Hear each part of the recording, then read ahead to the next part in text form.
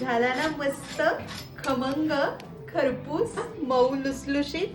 नमस्कार मंडळी, आरतीज रेसिपी मराठीमध्ये तुम्हा सर्वांचे खूप खूप मनापासून स्वागत. महाशिवरात्री उपवासासाठी थेंबरही तेल न वापरता एक नाही दोन नाही तीन रेसिपी बनवणार आहोत.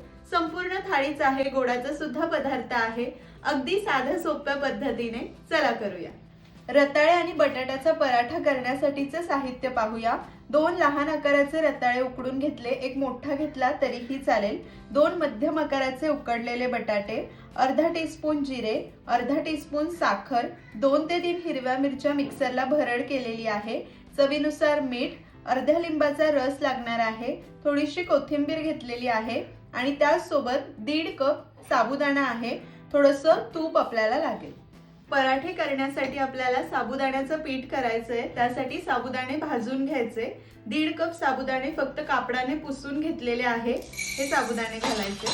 लो फ्लेमवर साबुदाणा सतत मिक्स करत छान फुलेपर्यंत भाजून घ्यायचा आहे. आपण असंच पीठ करायला गेलो ना तर साबुदाणा व्यवस्थित बारीक होत नाही आणि पीठ सुद्धा व्यवस्थित होत नाही. हा साबुदाणा भाजून घेतला ना की छान फुलतो, हलका होतो आणि पीठ सुद्धा छान तयार होतं. तसं तर आपण घेतलेल्या रताळ्या बटाट्याच्या साहित्यासाठी आपल्याला 1च कप साबुदाणा लागणार आहे, पण मी अर्धा कप एक्स्ट्रा घेतलाय. म्हणजे जर प्रमाण थोडंफार मागे पुढे झालं तर आपल्याला पीठ थोडंसं एक्स्ट्रा राहायला हवं. तसेच पराठे लाटण्यासाठी सुद्धा आपल्याला सुकं साबुदाण्याचं पीठ लागेल ना, मग ते यातूनच आपल्याला काढ. तर इथे साबुदाणा छान भाजून झालेला आहे.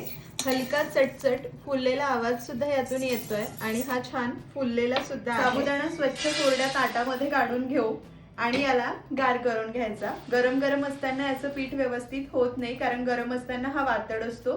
गार झाला की छान कुरकुरीत होईल, मग आपण याचं पीठ करू. तर मंडळी, साबुदाणे गार झालेले आहे. स्वच्छ कोरड्या मिक्सर जार मध्ये काढूया.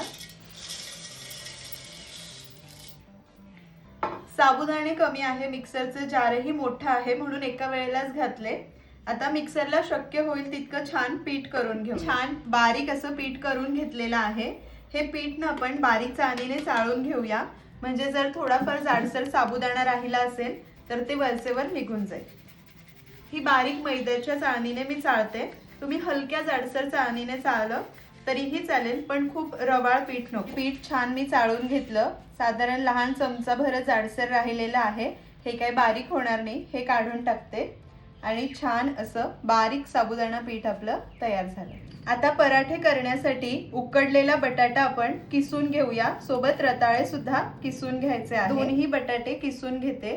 बटाटे आणि रताळे उकडताना शक्यतो डायरेक्ट पाण्यात न उकडता कुकरच्या डब्यामध्ये बटाटे आणि रताळे ठेवायचे, तळाला पाणी घालायचं आणि मग शिट्या करून घ्यायच्या.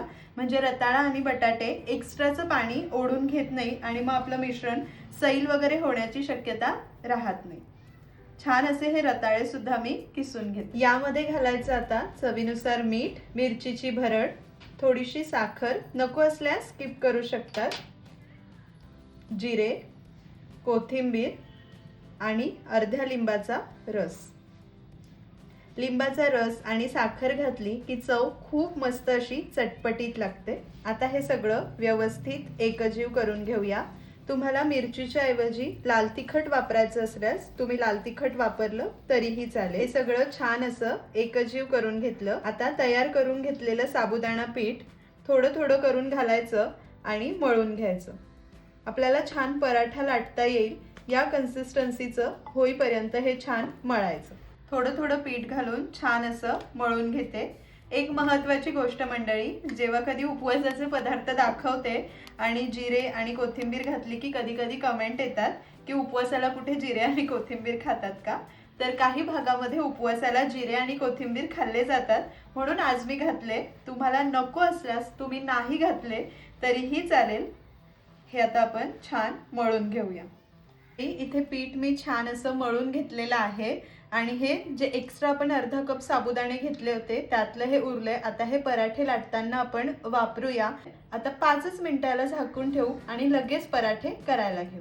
चला, पराठ्याचं पीठ मुरतंय तोपर्यंत झटपट अशी शेंगदाण्याची चटणी करूया. अर्धी वाटी भाजलेले शेंगदाणे जमेल तितके साल काढून घेतलेले आहे. यामध्ये 2 चमचे दही घालायचं दही घातल्याने चटणीला मस्त अशी चव येते. त्यासोबत चवीनुसार मीठ, अर्धा टीस्पून साखर. दह्याचा आंबटपणा साखरेने बॅलन्स होतो आणि चटणीही छान लागते. त्यासोबत आवडीनुसार हिरवी मिरची आणि थोडीशी कोथिंबीर. रंगही छान येतो. तुमच्याकडे उपवासाला नसेल खात कोथिंबीर, स्किप करू शकता. आता सुरुवातीला पाणी न घालता आणि नंतर गरजेनुसार पाणी घालून चटणी बारीक करून घेऊ. मस्त चटणी तयार झाली. मी थोडीशी दरदरीत ठेवते म्हणजे छान लागते. ही चटणी कोणत्याही उपवासाचे पराठे, वडे वगैरे सोबत तुम्ही सर्व करू शकतात. तर मंडळी, पीठ जरा वेळ छान मुरलेला आहे. पराठा करून घेऊया. पराठा लाटून घेऊया. छान पीठ झालेलं आहे. खूप सैल नाही आणि खूप असं कोरडं नाही. तुमच्याकडून जर चुकून थोडंफार पीठ जास्त झालं तर तुम्ही थोडंसं पाणी लावू शकता. लाटायला घेण्याआधी जरी तुम्हाला वाटलं ना की थोडं मुरल्यामुळे पीठ घट्ट झालंय, तर तुम्ही थोडंसं पाणी लावून मळून घेऊ शकता. उलटून पलटून दोन्ही बाजूंनी छान असा आपण पराठा लाटून घेऊ. लाटत असताना जर हा चिकटायला लागला किंवा वाटलं पिठाची गरज आहे, थोडंसं आपण हे साबुदाण्याचं पीठ लावू शकतो. इथे मी व्यवस्थित एकसारखा पराठा लाटून घेतला. अजिबात पराठा लाटताना चिकटत नाही किंवा फाटत नाही. छान असा लाटून घेतला. याला भाजून घेऊ. पराठा भाजण्यासाठी आपण तूप वापरणार आहोत. पहिला पराठा आहे म्हणून तव्याला आपण थोडंसं तूप लावून घेऊया, जेणेकरून चिकटायला वगैरे नको. तुम्हाला हवं तर तुम्ही उपवासाला जे कोणतं तेल खातात, शेंगदाणा तेल वगैरे, ते वापरलं तरीही चालेल. छान तापलेल्या तव्यावर घालायचा आणि आपण नेहमीचे पराठे भाजतो तसेच मोठ्या आचेवर हा सुद्धा भाजायचा. घातल्यावर जरासा भाजला गेला की मग आपण उलटूया. पराठ्यावर हलके बबल्स दिसू लागले की उलटून घ्यायचा. शक्यतो एखादा सुरुवातीचा पराठा चिकटू शकतो आणि मग पुढचे खूप छान येतात. तरी हा काही चिकटलेला नाहीये, व्यवस्थित झालेला आहे. मस्त फुगतोय. कडा सुद्धा छान दाबून भाजूया म्हणजे कच्चा वगैरे राहायला नको. तुम्ही हे ना तूप न लावता पराठे केले तरीही चालतील, पण मी आज थोडंसं तूप लावते. दुसऱ्या बाजूनेही छान असा भाजून घ्या.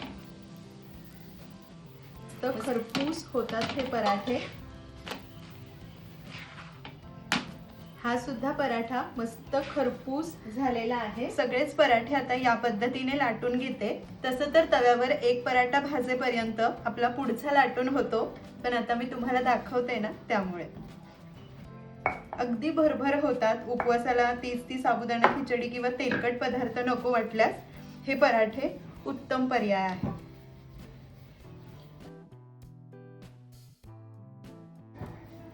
चल भाजून घेऊया. पुढचा पराठा भाजताना तव्याला तूप नाही लावलं तरीही चालेल. फक्त सुरुवातीचा एखादा पराठा चिकटण्याची शक्यता असते. मग एकदा तवा रुळला की तूप न लावताही आपले पराठे छान होतात.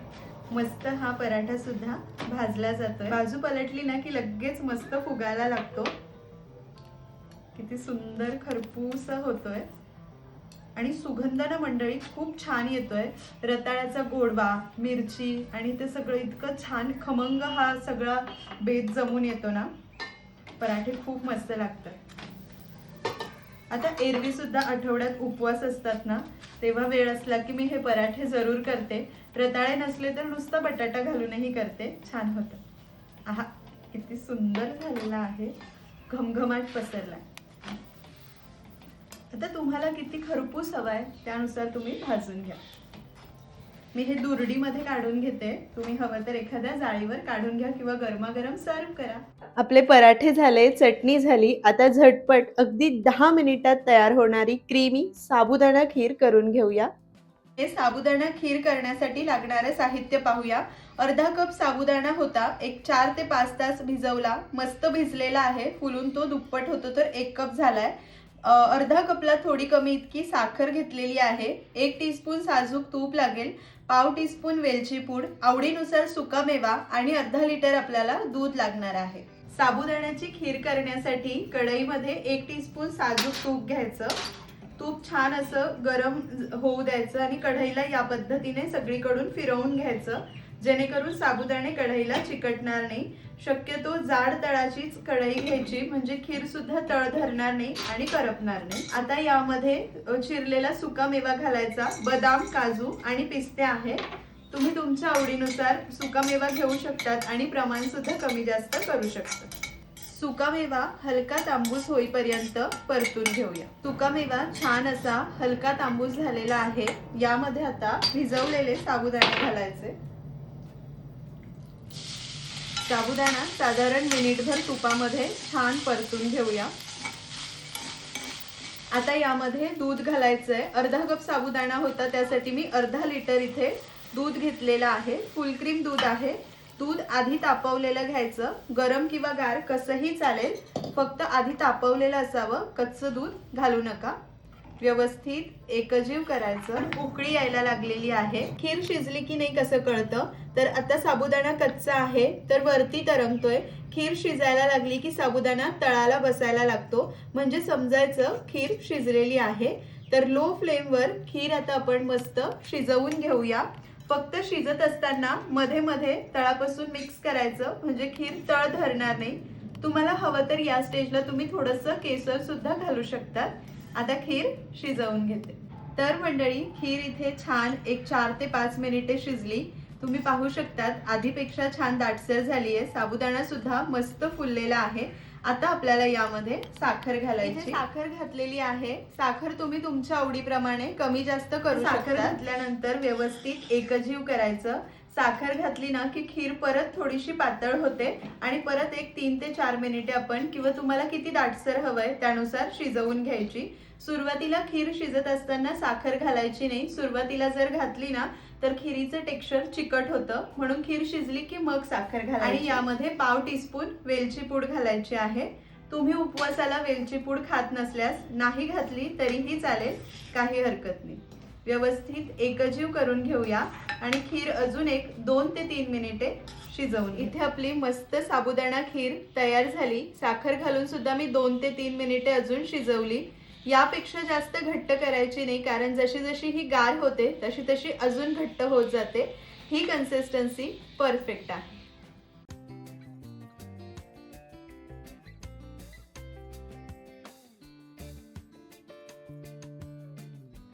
या पद्धतीने आपली महाशिवरात्री विशेष मस्त अशी थाळी तयार झालेली आहे। तुम्ही सुद्धा येत्या महाशिवरात्रीला ही उपवासाची थाळी जरूर करा। घरातले नक्कीच खुश होतील। आजची रेसिपी तुम्हाला कशी वाटली मला कमेंट करून कळवायला अजिबात विसरू नका।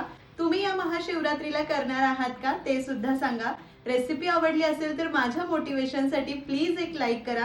परत भेटूया अशाच एक छानशा रेसिपी सोबत। तोपर्यंत धन्यवाद।